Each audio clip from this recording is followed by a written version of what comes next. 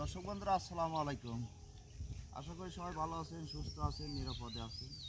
দর্শক বন্ধুরা আপনারা দেখে হয়তো ভাবছেন যে আমরা পেঁপে গাছে কেন এই পলিথিন মাথায় দিচ্ছি। হয়তো আপনারা কনফিউশনে আছেন যে পলিথিন কেন এই পেঁপে গাছের মাথায় আমরা ভরে দিতেছি, এভাবে ঢেকে দিচ্ছি কেন। আসলে কিন্তু একটা ম্যাজিক, এই ম্যাজিকটা আপনাদেরকে আমরা জানাবো। বন্ধুরা আপনারা দেখতে পাচ্ছেন আমার জমিতে কিন্তু প্রচুর পরিমাণে আগাছা হয়েছে। এই আগাছা মারা এখানে যদি আমি কিসের নিয়ে নিরায় দেই প্রচুর টাকা খরচ হবে। কিসের কিন্তু প্রচুর দাম এই মুহূর্তে, প্রচুর দাম হবে। এই কারণেই আমরা এই কাজ কিন্তু করতেছি। উপরে পলিথিন দিয়ে দিচ্ছি, এরপরে আমরা আগাছানাশক বীজ দেব এই গাছ মারার জন্য। কারণ এই গাছ মারা বীজ দিলে,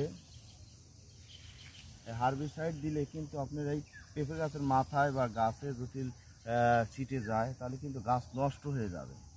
এই কারণে আমরা কিন্তু এই ঢেকে দিচ্ছি। আর এই যে আমরা দেখতে পাচ্ছেন এই গাছের গোড়া কিন্তু পরিষ্কার করা আছে, আমরা নিড়ানি দিয়ে পরিষ্কার করে সার টার দিয়ে রেখেছি।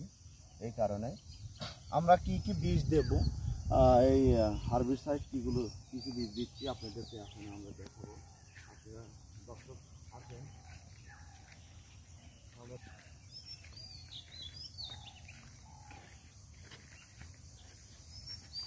আমরা দিচ্ছি হলো টাইজালো সুপার। এটা সামাবির কিন্তু ডুবলা পচার জন্য খুব ভালো কাজ করে। এর পাশাপাশি আমরা দিচ্ছি গ্লুফসিনেট গ্রুপ অ্যামোনিয়াম গ্রুপের এই আগাছানাশক। এটা আপনি পচে যাবে, ঠিক আছে।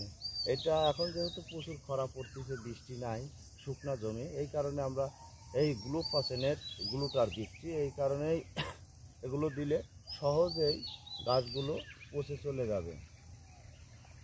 আমরা এই বীজগুলো এখন স্প্রে করব, আপনাদেরকে দেখাবো কিভাবে স্প্রে করি।